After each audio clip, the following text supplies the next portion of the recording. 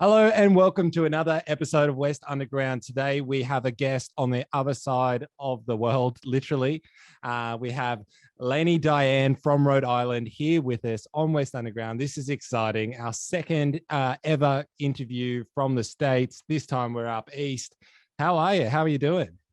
I'm doing well, thank you. Oh man, this is amazing. And like we were just talking off the air and it kind of feels like we're time traveling a little bit because we're currently, today's a Tuesday and you're in a Monday. It's strange, but what's the story behind your career? How have you let's go back to the start. How did you become a musician? Yeah, so I played a show in high school and all of my friends, are you guys into like 2010s like post-hardcore rock? Were you ever into that? A little bit. A little bit, okay, yeah. Well, I sang a Day to Remember song. I don't know if you guys know that band. Yeah. Yeah, okay.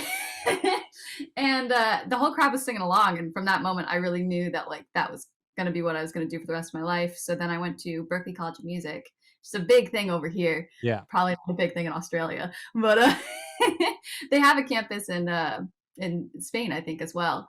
But that like really jump started like my career, like going into very professionally and taking it really seriously. Wow. And Berkeley's in New York, yeah? Berkeley's in Boston, so Oh, close. ah, Everything to everybody else, everything's in New York on the East Coast.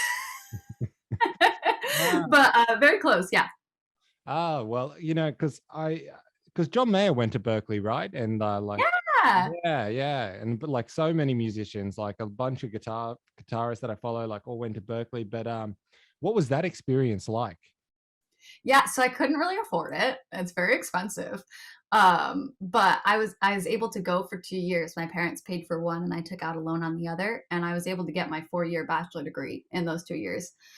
So I went for music business and audio production and engineering, and it was incredible. I honestly wish that I could have done the full 4 years because it was kind of like I had to cram everything into one year and went out the other for the next class because I was taking Yeah. so many classes. But it was incredible. I love Berkeley. If I could go back, I would. Wow, that's amazing. And so then after Berkeley, like, did you put like a little band together, or was it just solely you producing music yourself? So I had a couple of relationships after Berkeley, and I started writing some songs about all these guys. I pulled a T Swift.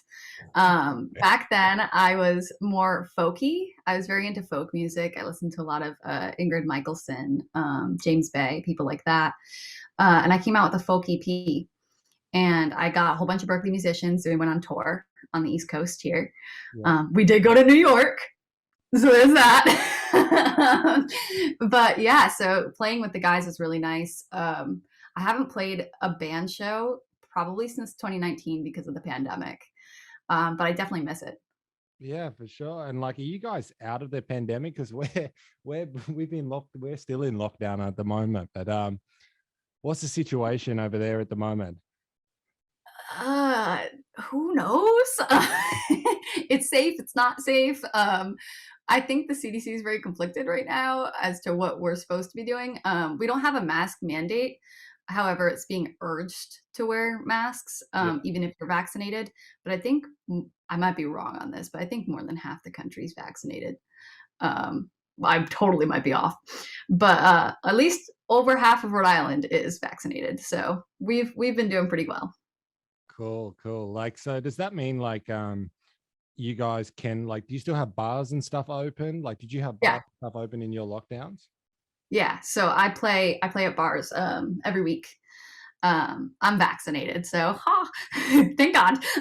But uh, yeah, I mean, it was really crazy for a while. We did have like a full lockdown where restaurants weren't open at all, and you could only do takeout.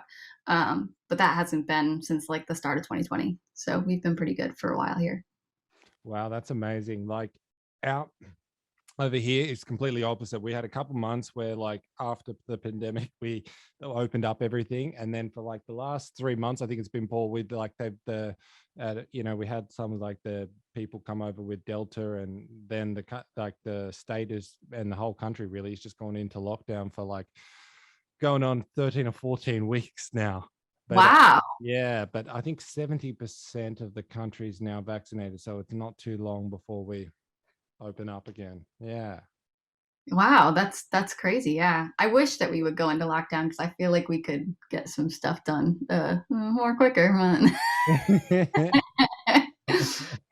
Well, it's good and bad. Like I think like this lockdown thing is really like, taught me a lot because all of a sudden you have time to then do all the things that you kind of wanted to do when you were working or when life was really hectic. And now all of a sudden you have all this time and you're like, cool, what can I do? Like, how do I, fill it up? But, on like on your career too, like what was the response from your exes when you wrote a song about them? Were they like, were some of them pretty chuffed that they got a song written about them, or were others like, why'd you write a song about me?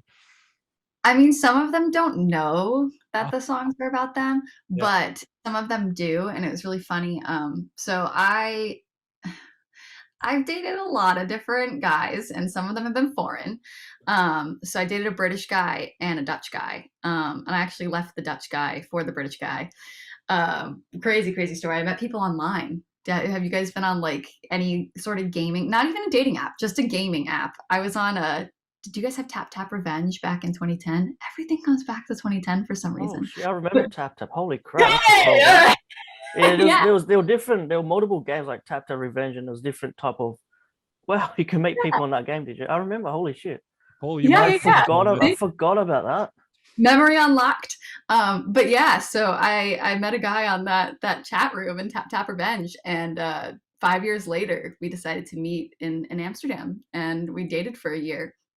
And then I was accepted into a songwriting program in France where I met the British guy. And then I was going to go on a cruise ship tour with him in Australia, Yeah. booked my flight to Australia, but then he canceled it. So I had that month off, and I went and lived in England with him, and I wrote a song called Hey London about it. And I also wrote a song called Cumbria, which is a place in England, about that relationship. And he was on a live stream when somebody requested it. And so it was kind of obvious. And he was like, this is kind of awkward. But it was fine. That worked out. And then another song on my album is called Wake Up Call. And I actually say the guy's name in it secretly. And that song is very, very specific to him. And I actually had to be like, hey, is it okay that this song's like very specific to our breakup? And he was like, yeah, it's fine. So He'll probably come back to you. He goes, I remember that song you made. Did you make any ching ching? I mean, his name is very well disguised in the song, so you wouldn't know unless you knew him. That's pretty cool. Like he sounds like a good sport that he was like, I don't care. But Good sport, not a great boyfriend, but yeah. but what about I was going to ask the question too about the Hey London song, but you've pretty much summed that up now. But what, did you get were you inspired by anything else by that European trip? Yeah, so I love Europe. If I could live anywhere, I haven't been to Australia, so I'm not counting it out. But if I could live anywhere, it would be Amsterdam. I love the Netherlands. But I mean, that relationship, the Dutch relationship, really gave me a sense of like, kind of like nostalgia, first crush kind of feeling. Because falling in love in another country is really easy because everything's all exciting, you know?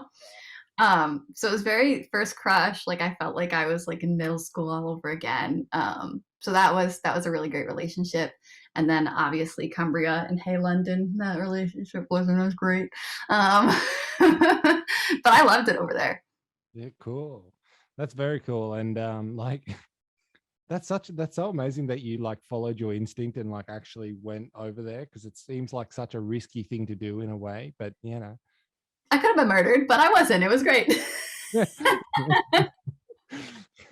Yeah, I was going to ask for that because I might be going overseas as well. So I'm glad it's safe safe to go to Amsterdam and UK.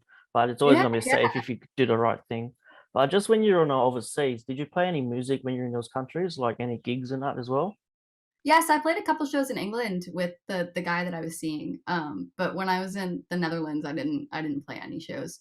I'd love to go back and play shows there. The crowds in other countries are so different from the crowds here. Um, if I play like a bar show here, people are kind of like doing their own thing. They're eating. They like to listen to me and they enjoy me and they tip me and they give me compliments. But in England, people were like drunk and singing every song with you, trying to steal the mic, like going insane. It was like one of the most funnest shows. People are just like really happy to be out there. Well, I think that's like a cultural thing. I think we share with the the English, getting very drunk and rowdy at shows. Yeah, Uh, I wish I could have played some shows on that cruise in Australia. Australia seems pretty cool. A lot of things that can kill you, but pretty cool. oh, look, I had this debate the other day with with the guy that we did the interview in LA. Like, I feel like, we always they show like crocodiles and stuff in Australia, but like that's like one part of the country, but we don't have like coyotes or rattlesnakes or mountain lions. Like, I was like, that seems crazy. Like, you can get eaten by a bear. Like, do you have bears in Rhode Island? I mean, we don't really. You could see one every once in a while. It makes the news. Like that's how little we have them. But you guys have like crazy insects and like snakes that just like chill in your toilet. No thanks. Like that'd be scary.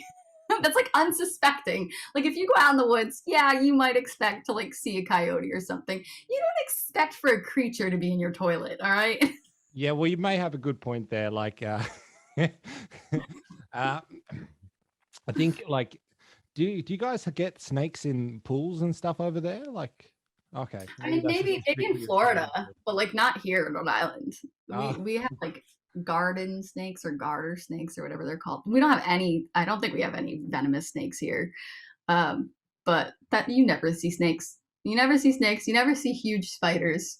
There's no spiders the size of your hand here. So cool. I think, I think if you haven't seen one of those, like you'll definitely get the shock of your life. yeah.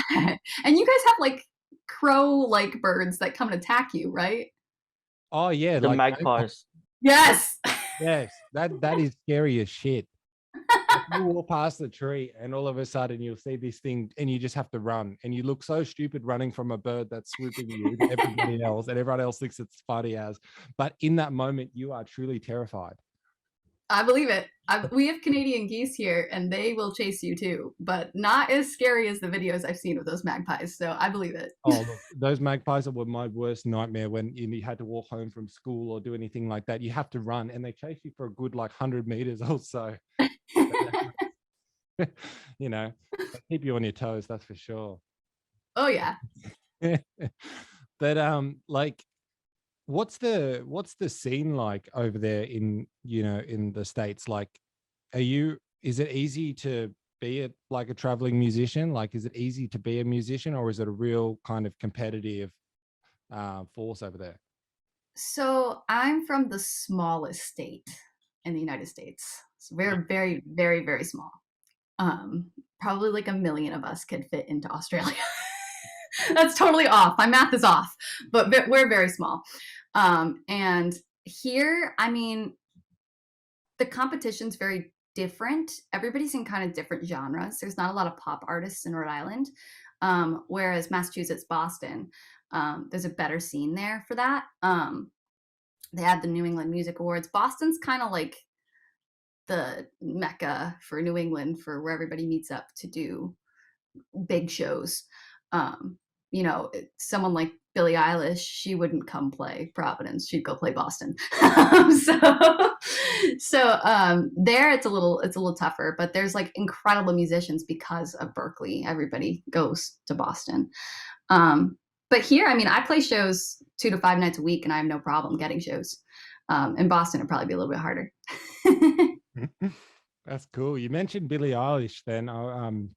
A couple of years ago that we have this little festival in Sydney, and the name's just slipped off I can't remember it at this very moment, which I should. But anyway, Billie Eilish and her brother, they played at this festival. They weren't even headlining that year. And then it was the, next 2 years, all of a sudden everyone's like, oh, Billie Eilish. And, at this little festival, her stage was tiny.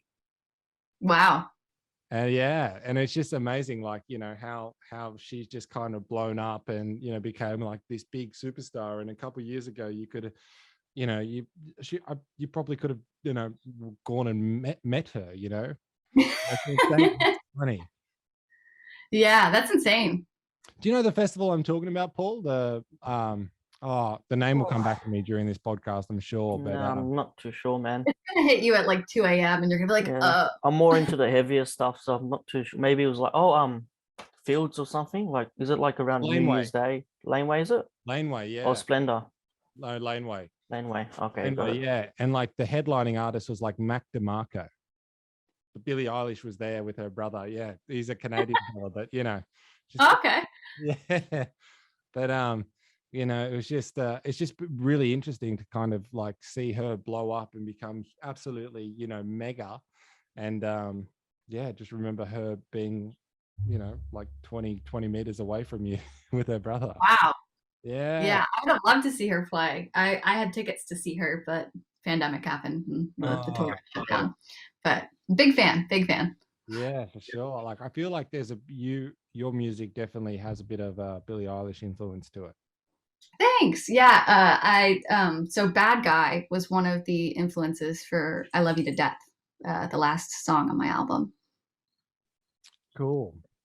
And that Bad Guy song, like samples our street. Like do you have buttons when you cross streets there? Like yeah. The noise.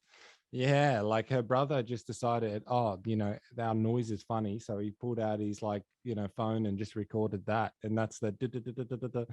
Yeah, I saw that. It's crazy. Yeah. Yeah, it's just really interesting. It's like, I never thought that our little street buttons were different or in unique. Oh yeah. Ours go walk. Oh really? Yeah. We don't have a little at least here ours just say walk. Is it like a Siri voice? No, it's like an angry woman voice. Oh. Very stern. In New Zealand, they've got the same thing as Australia, but they've got like a countdown. So you got like 15 seconds across the road. So when I was in New Zealand, me and mum was like, oh shit. So we just start sprinting across the road thinking that it's going to like count down so fast. But there's a few streets in Sydney. Yeah. There's a few streets in Sydney that do have those 15-second countdowns, but in New Zealand, it's really big in Auckland. So it might be the new thing of the countdown. Definitely count down, but they don't like say that they're counting down. You can just see it in front of you. Yeah, and our street ones are always broken too, because like they don't give you enough time to actually cross the road. You get halfway and it stops, and then you kind of have to do the dash. Which but what's the plans for you like in the near future? Have you been like recording music in this like uncertainty like lockdown period? Yeah, so having this whole pandemic, it gave me a lot of time to co-write with other artists and do a lot of like behind the scenes stuff that I usually don't get to. Well, I do get to do, but I always procrastinate on. So having the downtime was a little bit nice. I'm already starting the second album, so I have 3 songs done on the second album, and they're more breakup songs. No shame. But yeah, I'm really enjoying it. I'm kind of like crossing over into this kind of pop punky, kind of more like wake up call vibe. Yeah. Which is really fun for me because it gets out my little angst. Nice. And I see a guitar on the wall. Do you play as well? Yeah, so that's on the wall. That's my old SG. Yeah. That's from high school. It has a stud belt strap, very emo. And then my Taylor and my Martin are also over there. I play acoustic a lot more. Whenever I play out, I play acoustic. Nice. And is it hard to be angsty with the acoustic guitar, or you find it? No, it's I mean, I used to listen to a lot of acoustic Paramore songs, so you know, it's like that. But I do a lot of cover gigs, so I've been doing a lot of like '90s covers, today's hits, and that's easy to do on acoustic. Sometimes I play with my Telecaster though, and that's in the box over there. Yeah. Very nice. And have you done any like little festivals in the States? Yeah, I've done so we have the Big E here, which is a huge festival for the East Coast. I haven't done any like big festivals like Lollapalooza or anything. But little New England festivals I do a lot. I'm actually playing one this Sunday, the Brockton Downtown Festival. But yeah. Cool, very cool. And you said you keep like I've heard you say New England. Is that is New England a place or? Yes. So the states, the whole like right side of the states, the top right side is New England. So it's just like It's like England but new. England. Everything here is named after, like when I went to England, everything had the same names as over here. So it's literally New England. But they have like, it's a very specific aesthetic. Everything here is very like cottagey, but like beach cottagey. Very cool. And like I think that might be the same thing for like every Western country. Like, you know, here like every like little suburb is, you know, named after like English towns and, you know, places like that. I think it's the same for Canada as well, to a degree, but a little bit of French mixed in there somewhere. Yeah, Canada has a lot of Native American, not Native American, but native names. And have you been to Canada? Like have played any shows up there? No, I wish. I love Canada. My whole family's French Canadian, so we're all from Quebec, and I love it there. But I haven't played any shows there. I think it'd be really hard. It's hard to get back into the U.S. It's just a thing. When you're in a car, it's different from when you're flying and you have like customs. When you're in a car, you're parked at that border thing for like ever, Oh, waiting really? to get by. Yeah. Oh, And getting into Canada is super easy. Getting back to the US, they don't like that. oh. So it's like a one-way ticket. You can go out, but you can't come back. Yeah, I mean, in the United States defense, when I went to Canada, my boyfriend at the time bought a sword that was like a replica of like Excalibur, and that's why they wouldn't let us back in. Oh my God. Oh yeah, coming up with all the boyfriend stories tonight, apparently. Well, they're making a career out of you anyway, so you don't, you know, it's on the topic. That's true. So, do you have any other songs that are not related to relationships as well? Was it easier to obviously make songs by experience or make songs that are not by experience? Yeah, so I've just happened to date a lot. So, and my dating history, hold on, the dogs are barking, so wait 1 second. Gonna have to separate them. You know, you can edit this out. Oh.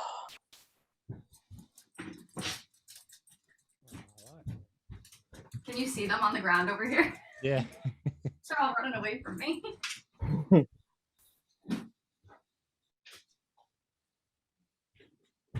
Okay, everybody's separated now. Everybody gets their own room. So what was the question again? Oh shit. Oh, you were asking. Oh, it was about what, like, do you have any other songs other than obviously the experience or breakup? Yes. Okay. So I've dated a lot, so it's very easy for me to write about that. And my relationships are very interesting and slightly unexpected at times. But I have one song off of this album. My album's called Self-Titled, by the way, that I just released at the top of the month. And one of the songs on it is called Kick It in the Shadows. And that song is about me being a little scene emo kid in high school, and really finding empowerment and dressing darker and feeling kind of like a badass. And liking that style.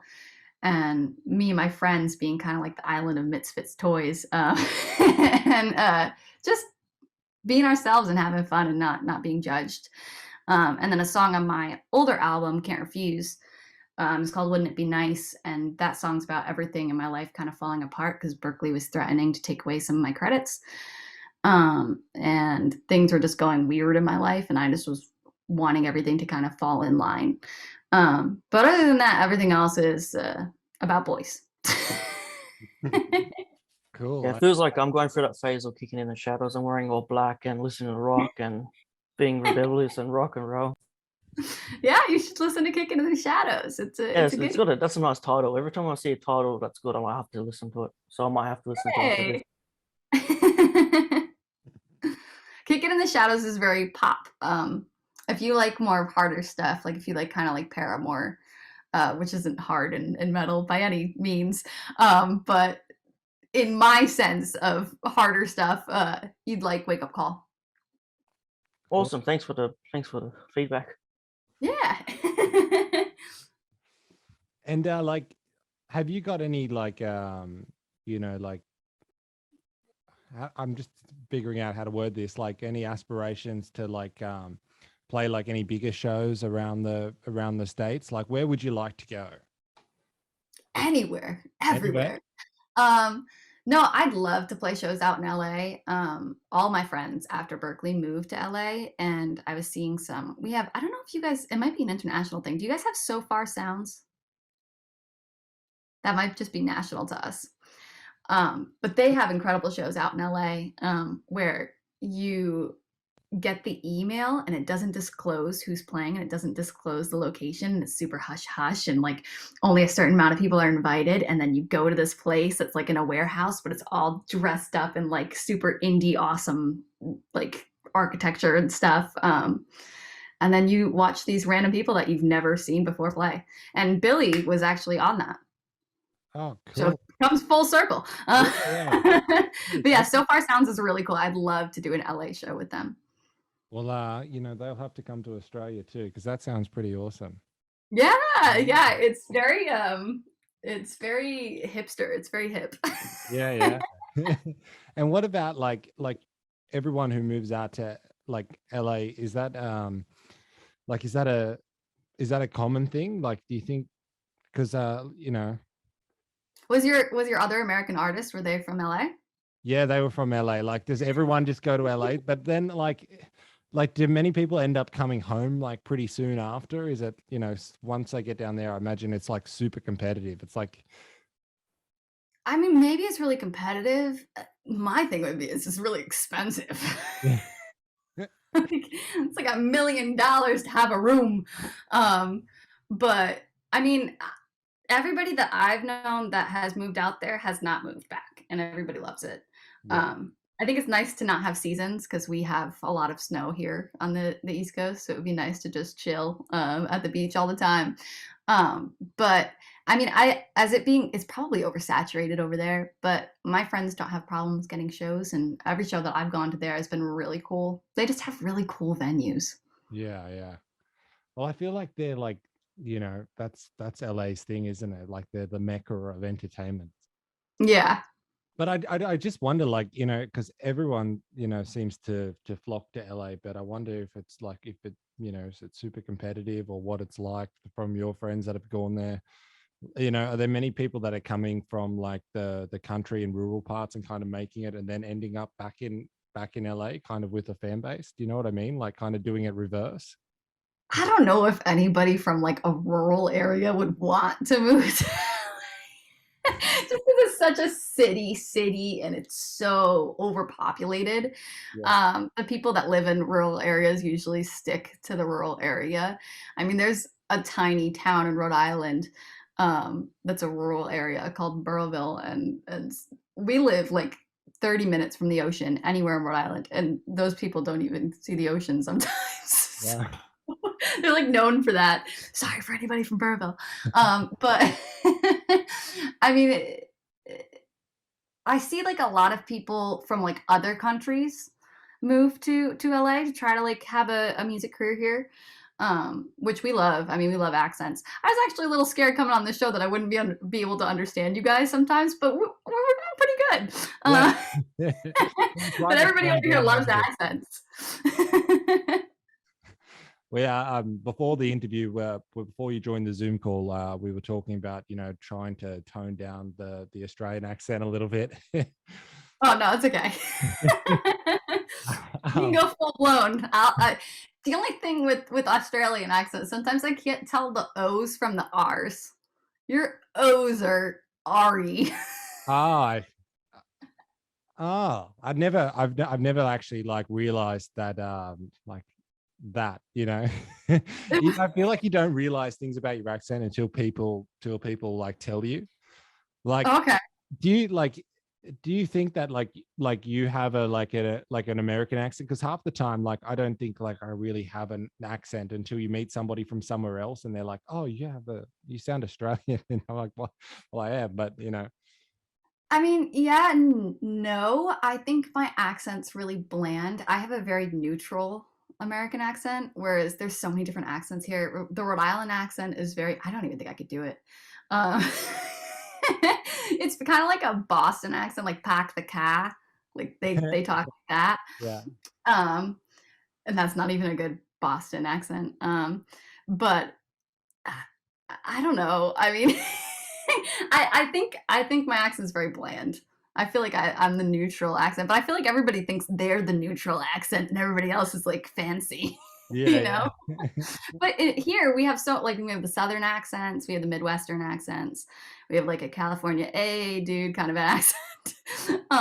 Do you guys have different like accents as an Australian not accent? really, because I think Australia is like too new of a country where like you guys in the US have a couple hundred years on us.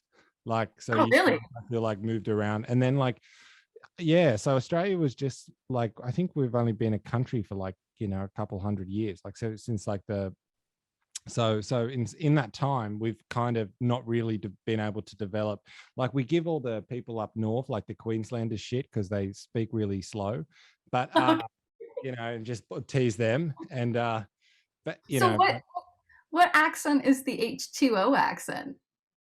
Yeah, that's like probably like the proper Aussie with like no cultural background. Like they're probably ancestors with like the convicts, and that's the type of accent. Like you hear it from South Australia, Northern Territory, but whereas Sydney, it's more like multicultural. So you sound like what your parents sound like. So if you got like Lebanese or Indian background, you'll probably have that accent with it.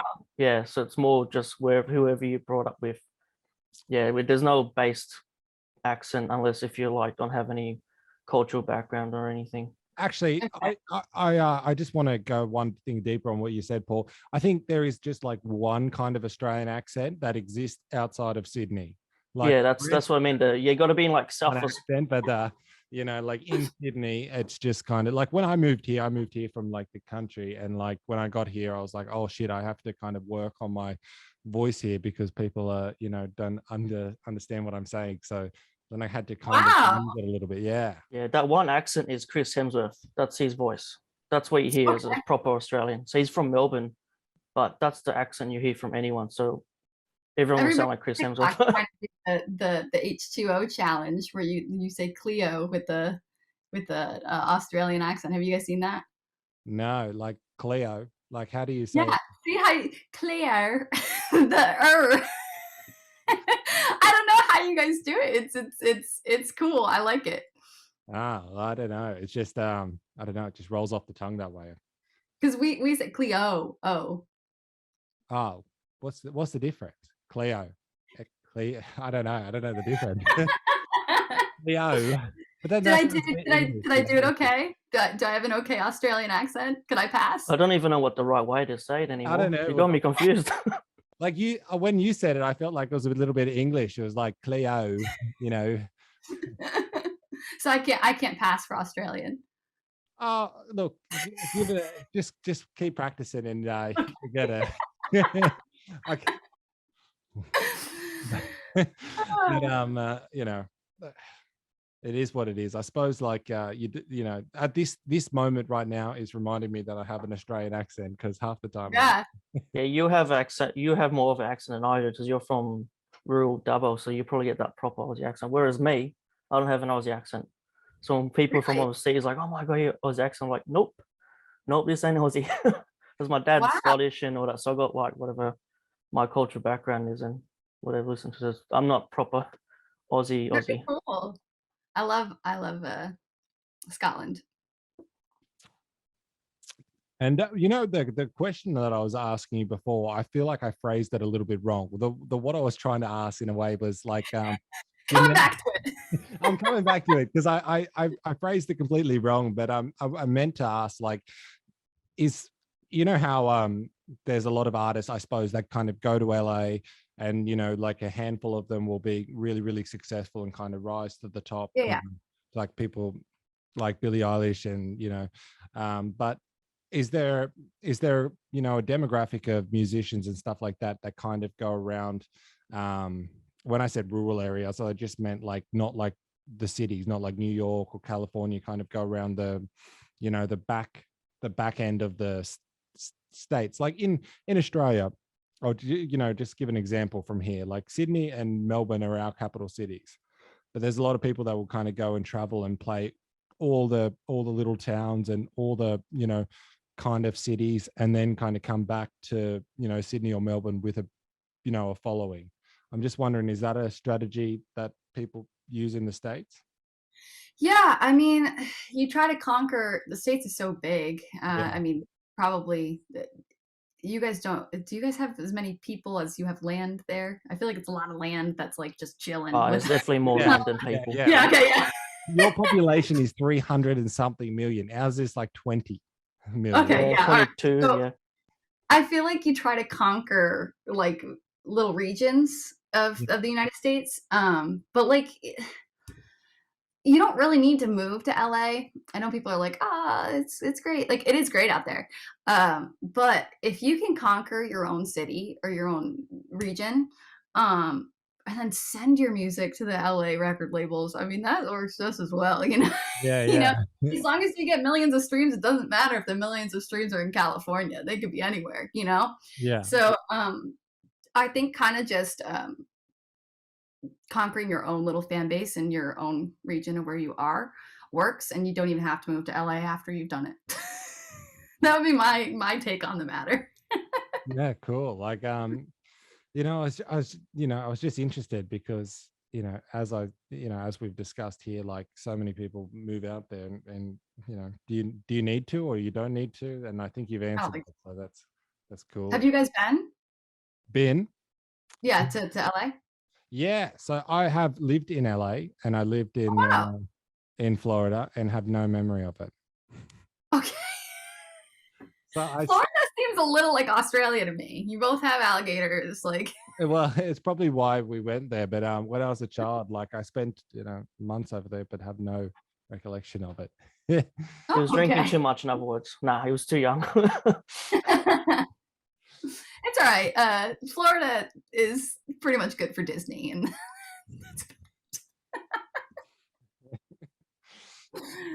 And there's tons of things that could kill you there too. oh, okay, I see. So, you know, little Australia. Yeah. And like, is it hard to get gigs like in different states? Like, is it hard to do the traveling? Is it worth it? I mean, the United States is so big that like it totally would not be worth it for me to do something on the West Coast or even in the middle or even down south. It's not worth it. It's more worth it to stay in New England. And if like New England's so small, it's just all the smallest states together. Yeah. So if you were like an artist in Texas, it would probably be worth to do the whole state of Texas.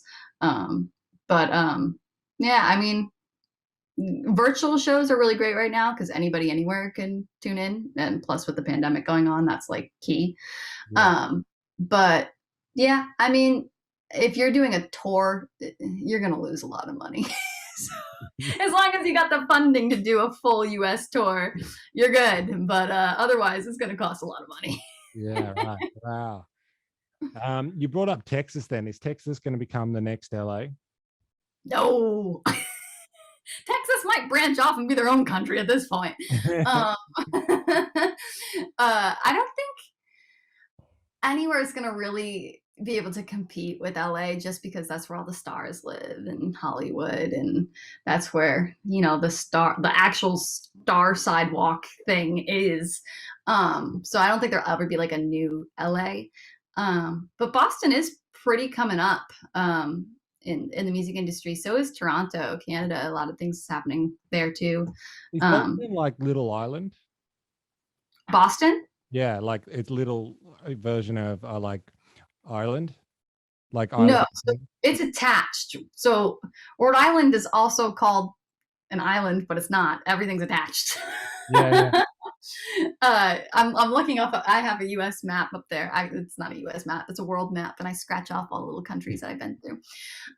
But yeah, I mean, it's all one side of the states is New England, and Boston's kind of smack dab in the middle of New England. but like Ireland, the country, like because every time I see anything about Boston, it's always looks very Irish. Like Okay. Ireland. Yeah. So all the Irish moved to Boston when they came over here, and like there's huge people in Boston think they're Irish when they're not. They just have like St. Patrick's Day celebrations. There's a lot of bands that have, I think Dropkick Murphys has come out of Boston, the Mighty Mighty Bosstones. Like tons of Irish bands have come out of Boston, but they are not part of Ireland, although they'd like to be. Yeah, that's cool. Like every time I see anything about Boston, it it always looks like a little version of Ireland. Ireland. Yeah. They have like everyone's dressed up like, in St. Patrick's gear all year round, it looks like. Yeah, they'd like to think they're very Irish, and some of them are. But yeah, it's just a big kind of festival thing that happens over here. But no. Cool. And what's the vibe like out in Boston? Is it cool? Yeah, I mean, Boston's definitely more poppin' than Rhode Island, I can tell you that. Yeah. So the bars, well, this isn't gonna be cool to you guys because you guys, what's your drinking age over there, like 16, 17? Like 18, but everyone starts at 15, 16. Yeah. And do your bars and clubs stay open till like 2 a.m.? Yeah. Not all of them, but some of them do. All right. So we're still a little bit cool because there's clubs and bars that stay open till 2 a.m. in Boston, whereas everything here in Rhode Island closes at like midnight. So, Boston definitely has way more music venues than Rhode Island as a whole. And Boston's just a city in Massachusetts, but it's like the mecca of New England. It competes with New York City. Not as big of a city as all, but definitely has a very lively music scene. Cool. And like, how you're drinking like age is like 21, yeah?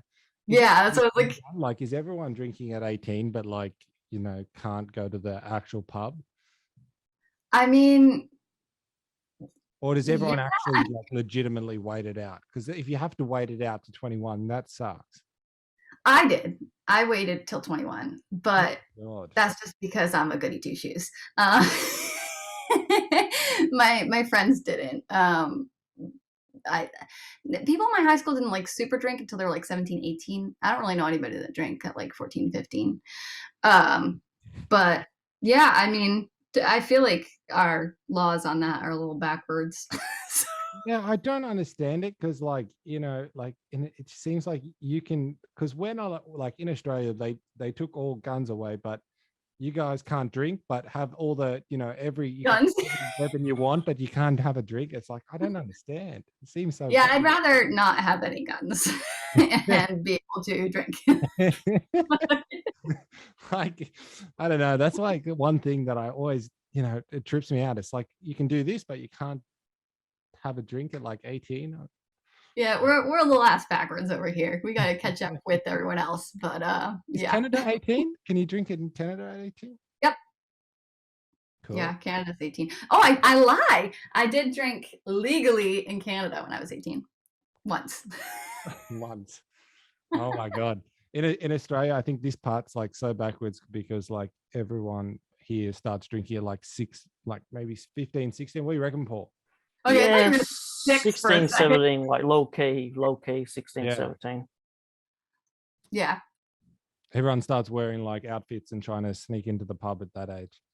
Oh, yeah, I believe it.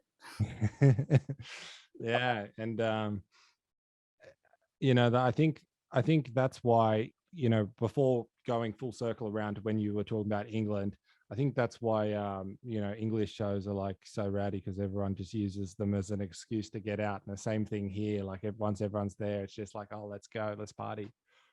Yeah, everybody has fun in England. It's like a fun party vibe. Whereas Yeah, here, yeah. if the people that are drunk at the bar, you're like making fun of. Like, oh my God, those people. You Oh know? my God. Yeah. So yeah, definitely playing in England was a lot of fun. Cool. And I'm not talking about like shows, because you do get drunk and have fun at shows, like actual venue shows, but like at bars here, it's way different vibe. Yeah, and I noticed that with like Glastonbury and Coachella. Like the difference is like everyone at Glastonbury is like bopping, and like Coachella seems like flat. You know, like everyone's just kind of stagnant watching, and then when you see like Well, everybody's high, no? yeah, well maybe, but you know, Glastonbury looks like everyone's like, you know, like an ocean of people like jumping up and Yeah. down. And It's funny that you say that, because I've seen a lot of shows here. I've seen Radiohead, and everybody's jumping up and down and rocking out along. And when I went to go see, do you know the band Codaline? yeah. I saw Codaline in the Netherlands, and I felt like everybody there was robots. Nobody moved. Everybody like had their own spot and just like stood. I was like the drunk American in the back.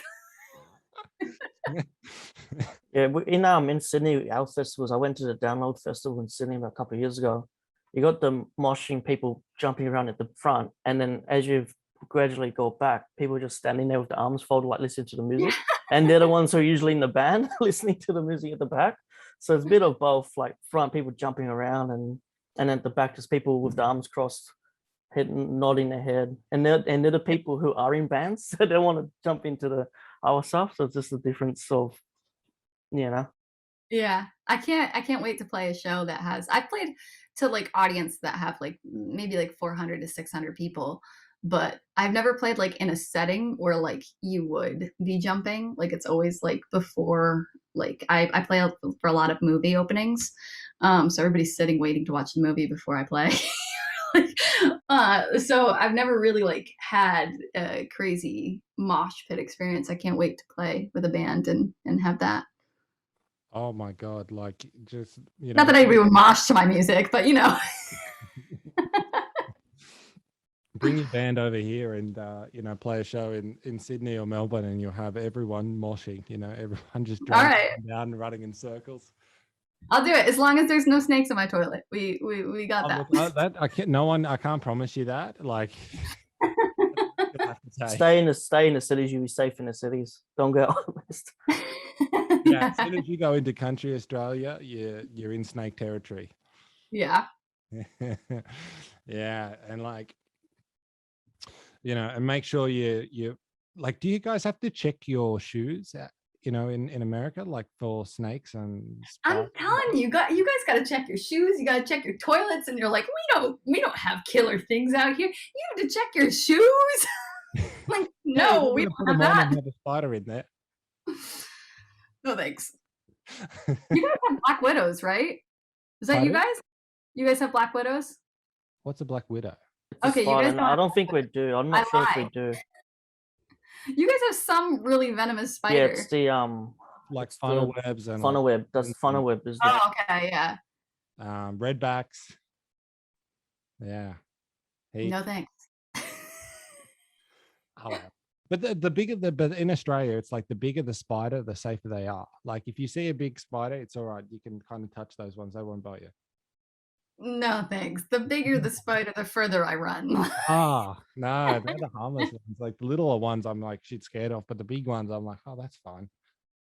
No, Oh my god. I saw a thing of like you guys had like a spider that's like literally the size of your hand, and it was under a lampshade, and somebody turned their lampshade on, and then they just saw the spider's shadow Oh inside. yeah, I've seen that Okay. video. Yeah, I'm not too.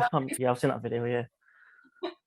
Yeah, so like Oh. on the other side of Australia, there's in the like the Western Australia, they have a spider called the bird eater, and this one is huge. I've never actually seen it in real The size life. of a plate, yeah. It's called a bird eater because it literally that's what it does. It's fucking Yep. massive. No thanks.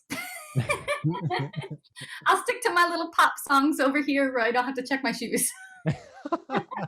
Oh man, but like. Do Aussie artists come out to Rhode Island? Have you ever heard of any of our people coming out there? Nope, you are the first one with this accent that I've ever spoken to. No, I mean, at Berkeley, we had some people from South Africa, which kind of sounds like an Australian accent to me, but I have like dumb ears, so But now what? you probably are like, no, that's not even close. Well, I always find like the South Africans seem more aggressive than us with their accent. They're not being aggressive, but it's just the way they talk. It always feels like it's quite in your face a little bit. Anything they say is like, "Hello, how are you? Very good." Yes. Yeah. Yeah, you guys are a little bit more laid back.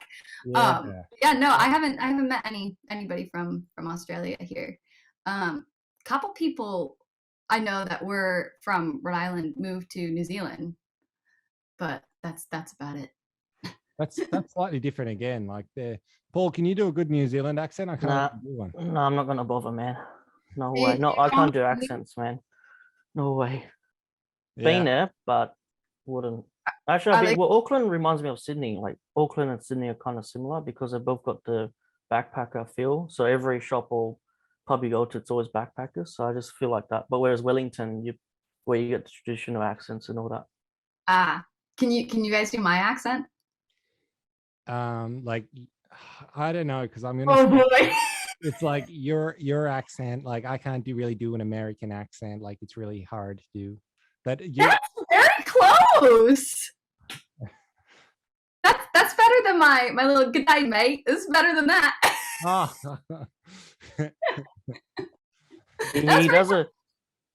Hamish does a good Mick Jagger voice if you want to get him to do that as well. I can't do it today. I haven't watched enough any Rolling Stone shit to do it. I have to be in the mood. He has to have 4 drinks, so he has to be in the mood. And they're both usually the same thing.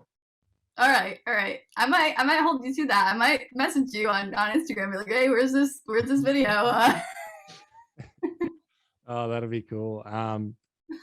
But yeah, like I don't know, man. I feel like accents are easy if you spend time with people from wherever you're trying to copy people from. Like if you meet somebody, you don't reckon? No, I mean I lived a month in England every single day, and I could barely understand the person I was staying with's mother. Could barely understand her. Really? It seemed like a different language to me, and we were speaking English. I could not pick that up if I tried. England has so many that it's really hard to do because you've kind of got like northern ones and like London ones, and even in London you've got a variation of different accents. Like I feel like the Cockney one is the easiest one to start. Oh, the Cockney, yeah. The English ones. Because that's Oasis, right? Doesn't Oasis have a Cockney accent? No, Oasis have. That's Manchester. Yeah, okay, yeah. That one, that's not. But like the guy in like the Batman movies who's like Bruce Wayne's butler. Yeah, Michael Caine. Yeah, Michael Caine. Master Wayne. We got mail at the door. That one. That's the easiest one to pick up. Because it goes off the tongue. Maybe it's easy for Australians to do because it's just kind of like a John Lennon as well. John Lennon type as well. That's probably Liverpool maybe as well. Oh yeah, Liverpool's a bit harder because you got to swing the words to get it right. Like Paul McCartney. It's all right. Like the Beatles, man, it's really groovy. Yeah. But, wow. I don't know. It's just easy. Just as a singer, like, can you do it? Like, because it's kind of like just like tonal a little bit. I don't think I could do. No. I could do like maybe like a posh British accent. That would be very bad. And give it a go. What do I say? I don't know. But It's pretty maybe good. Russian. Maybe Russian would be like a little. I don't know. Can you like, do you have many Russians? Because like in Australia, we don't have enough to be able to like I don't know any Russians to be able to like pick up the accent. It's got that like привет kind of like Yeah. like a kind of mobster kind of feel to it. Yeah, we don't have any, but you see the movies all the time. Like Yeah. we don't really have anybody foreign in Rhode Island. Some British people, but not a lot. Some Irish people, but then again, not a lot. Yeah. So I mean, you hear Boston accents and different Rhode Island accents. That's about it. Oh wow. And like getting back to music, Taking a tour right here. Okay. going from accents back into music, would you say like you write music based on like melody first, or like lyrics and music? So I have a not voice memo, but like a notepad on my phone, where it's called Song Babies, my little song brain babies. And it's just where I write down a whole bunch of different concepts or titles. So like I wrote down Hey London, among a whole bunch of other titles that I had in my phone. And the guys that I was with in the room, for that particular song, it was Gabe Simon, who's written for Dua Lipa. But he liked that one. So we'll just take like a concept or a title that I have and then kind of like pick kind of what groove goes with that, what chords we would think go with that. And then basically I just hum gibberish in my own language until I come up with like vowel sounds that I like at the end of it. So like for Hey London, Hey London, my eyes are red. So I'd be like, like trying to figure out what vowel sound I want there. And then from there, I know that I want to rhyme with head. So I'll pick all different vowel sounds that go with that, and then come up with whatever words to fill in the spaces. Kind of like Mad Libs, I guess. I write in a Mad Lib style. Did you guys have those growing up? No, that's a great idea though. I like that idea and process. That's really good. That's a Yeah, really so good Mad Lib idea. was a 90s thing where like it would have a sentence and then it have a blank space and you filled it in with whatever like kooky, silly thing, and so the whole story wouldn't make any sense. But that's kind of how I write music. And that's kind of how the whole album was written. Oh, that's cool. Like that's like a unique process. I don't, well, like we've asked a lot of people that, and I feel like yours is quite unique. Like Oh, you're the I don't know if that's good. well, I People think probably it is might be like, good. yo, she's weird. She writes really weird. No, but it makes sense too. Like you can kind of see how, like some people I'm like, I don't understand how you're doing that. I don't understand how Yeah. your process works. Even when you're asking them about it, you're just like, my brain doesn't work like that. But your one is very like you can see how it, you evolve a song. And I like that because your process makes a lot of sense. Yeah.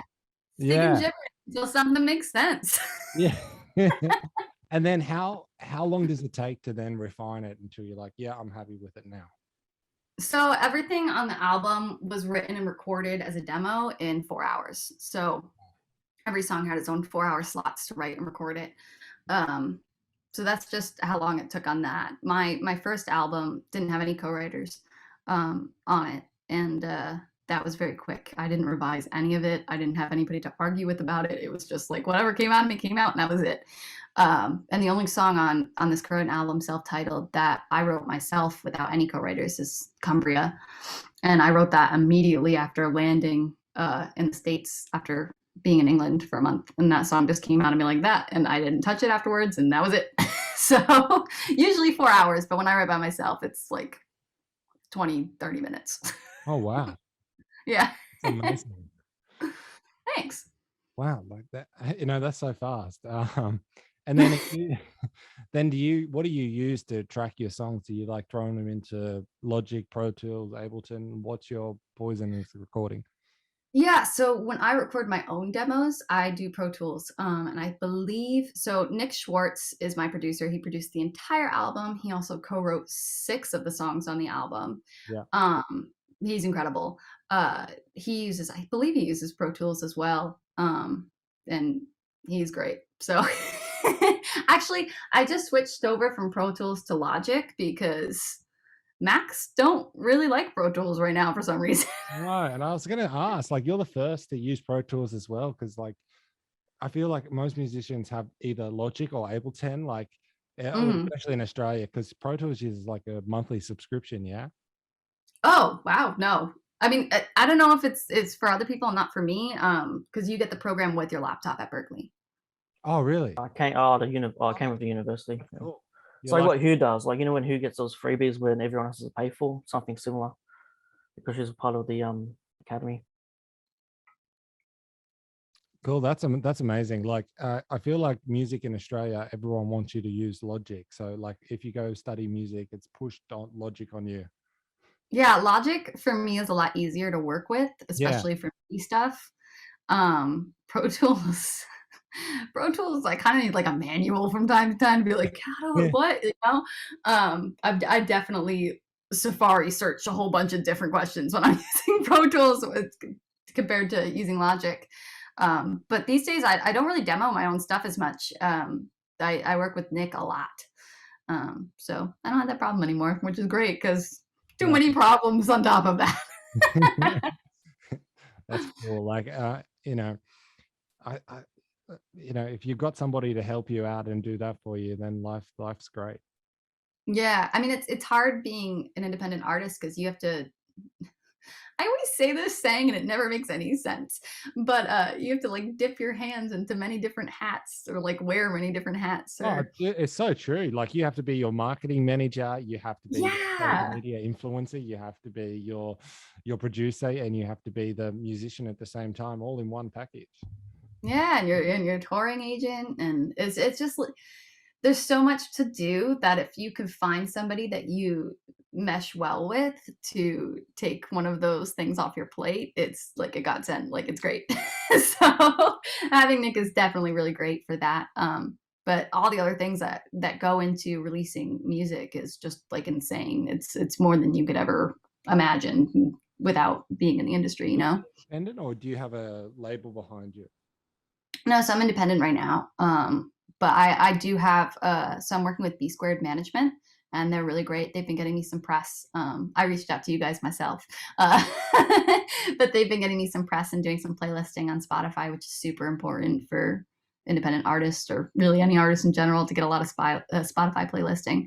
But yeah, so I just try to do as much as I can by myself and get some help wherever I can as well. all the Aussies listening, add to all the Australian playlists, please. Thanks. I hope. Yeah, I've been getting onto a lot of UK playlists lately, and for some reason you would think that like somewhere in the US would be my top city on Spotify, but Amsterdam is. So that's kind of cool, but more United States playlists as well as Australian playlists. I love that. yeah, for sure. Like I'm sure I'm sure you'll end up on an Australian playlist when this comes out. Yeah, Sydney's in my top 20 right now on Spotify. Really? So, yeah. Cool. That is pretty cool. It's weird though, because every Australian wants to go to the US, and like and I feel like sometimes we don't realize how lucky, how good we have it until like we do this with artists out there, because I feel like our like music scene so small compared to the rest of the world. And it's cool that you've already found an audience in Sydney. That's amazing. Yeah, I mean, it's very small. I think like only I have like 13 listeners there, but I have them. All right, guys, listen here. We got to push up the number. Save on your Spotify. Yeah. Where else? Where else? Like other than where else were you like surprised to find listeners in the world? Let me pull it up for a second. I'll show you because there's like crazy countries that I didn't even know existed, which is kind of sad. But let me see where my streams are right now. So for countries that I don't know, so my top country is the U.S., then Germany, the Netherlands, United Kingdom, France for top 5. And then let me see if I have South Korea in here too. Nice. Like, all right. Slovenia, Morocco, those are countries that I wouldn't think that I would have. Kenya, Serbia, I vaguely remember learning about that country, but like totally forgot it existed. Let's see where else. Vietnam's in here, like Andorra. Did not know that was a country. What was the last one? Andorra. Where's that? No idea. Paul, where's Andorra? Do you know? Andorra. It's not like a clothing shop, or I don't know. It's somewhere. But yeah, Sydney's in my top 20, which is cool. Andorra in Sydney. No, Andorra is a country. A country. Oh. Yeah. Is it A-N-D-O-R-A? No. A-N-D-O-R-A? 2 R's. 2 R's. I don't know. It's my next stop on my tour. Like I'd like the Olympics were on recently, and I don't even remember them being in the Olympics. Yeah, there were some countries in the Olympics that I was like, oh, I didn't remember. Like one person participating or something, yeah. Yeah. But it's really cool to be able to see your Spotify analytics and see where you're trending and where people are playing you, because I mean it helps an artist a lot, because you know I saw that Sydney was on the list and then I discovered you guys and I was like, that might be cool, you know. So it's definitely cool to reach out to people that are foreign or in different countries and get your music out there. Yeah. For sure. But I always feel like in terms of the world, I feel like we're like the US's little cousin. Like if anything goes to shit in Australia, we go to the US to like, you know, help, or Canada and the UK. Like, well, I feel like we're all cousins, but the US is like the big one. Yeah, I feel like Australians are more badass than us. I feel like you guys, if there was like a zombie apocalypse, you guys would definitely survive, and more than half the country would be wiped out over here. Well, I think your south would be all right, because everyone, it seems like they, have all the weapons down there. So I feel like they would probably be. Yeah, yes, but like you guys can wrestle like alligators with your bare hands. I mean, do you guys really need the guns? I feel like we would not be able to chill with you guys. I feel like you guys are way more badass. Maybe because I feel like you guys think when you like, this is pure speculation, and also I've seen it from like when we've had like US exchange students and when I lived in the country, is everyone from the States thought that the kangaroos are really friendly until they I know they beat people up and like strangle dogs. Like, yeah, I know that kangaroos are friendly, but I mean maybe some people don't. We had a girl from California who was exchange student to one of the people at our school, and like we would have kangaroos out the back of our school, and she thought they were friendly, and she was trying to go up and go, "Hello, little kangaroo," and we're like, "Get away," because they're coming. They have huge claws which will just attack you. But yeah. Your koala bears can kind of get feisty too, right? Yeah, well, like koala bears, they eat eucalyptus leaves, which is like a tree. And they get high, yeah. They get super high, and you take the eucalyptus away from them, and then they become little bears. Okay. But when they're like stoned out of their brain, they're all right. But then you have to be careful, because if they do scratch you, they've got chlamydia, most of them. Oh, okay. And you're telling me that you can't die as well. There's too much going on over there. And you guys have great whites too, right? Yeah. Yeah. But like, just don't be Just don't be anywhere, any place, anytime, and you'll be safe. Pretty much, like, like, if you've got a if you fell over and scratched your knee, I wouldn't advise going out past the flags at the beach. Yeah. But yeah, but we don't have like scorpions and stuff. You've got scorpions over there, haven't you? That looks terrifying. We don't in Rhode Island. The West Coast does. What do you have in Rhode Island that's scary? Nothing. We're safe. Oh. We have coyotes, and that's about it. But like, they wouldn't attack a human, and they're very small. They're not like gigantic coyotes like on the West Coast. What about raccoons? What do they do? They're trash pandas. They're little guys that eat your trash, and then they go and hide. Yeah, like they look harmless, but like I pet one before, so they're kind of harmless. And what about a skunk? Like, this is really off topic now, but I'm just curious. I've never We're seen. just getting into everything. So I mean, skunks smell really bad. But other than that, they're pretty harmless. And possums look like the scariest thing, but they're very harmless too. So. Oh, we can Nothing here is gonna. Possums here.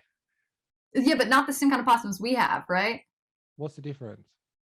Ours are like white and have rat tails. Oh no. Yeah, so you have different ones. Yeah. Oh man, you guys have like crazy rodents. You got like the wombats, right? And capybaras. Or capybara's not where you're from. What's a capybara? Kookaburra. Oh, kookaburra. No, I know what a kookaburra is. That's a bird. Yeah. Capybara is like a gigantic guinea pig, but I guess they're African. They might not be Australian. But you guys have wombats, no, I don't think. right? Yeah, we've got wombats. Yeah, Wombats. Okay. Wombats are harmless. We're doing a little lesson here in geography and animals. Yeah, well, it's interesting, but yeah, the wombats are harmless. They're too slow. Yeah. Yeah.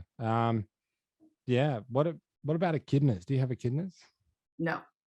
We have, well, not in here, but in the West Coast and the South, we have armadillos. And they're like little roly-poly armored rodents. Yeah. That's pretty much an echidna, isn't it? Like, yeah. But it looks a little different. It has like a shell, and it rolls up into an actual bowling ball. Oh no, ours have spikes. Like yeah. Well, you have porcupines too, though, right? Oh, they're the same. Oh, okay. Yeah, that's it. Like but ours are like spiky but they won't hurt you. They will if they spike you, no? Well, you have to step on it to get spiked. It won't come spike you. Does that make sense? Yeah. Porcupines will attack you if you get close to them here. Oh, really? Oh. Yeah. That's their defense mechanism, and their little quills are poisonous, so you don't want to get that. Oh. That's about it, though. But they're so slow that you would not. Like, there's nothing here that's going to kill you. We don't even have crazy spiders or snakes or sharks. That's no fun, though. There's no risk in that, then. There's no danger. No fun. Yeah, you need something to walk outside and not have to check my shoes, man. You might have a point, but, like, it just makes life a little bit interesting if you have to, run the risk of seeing a snake every day.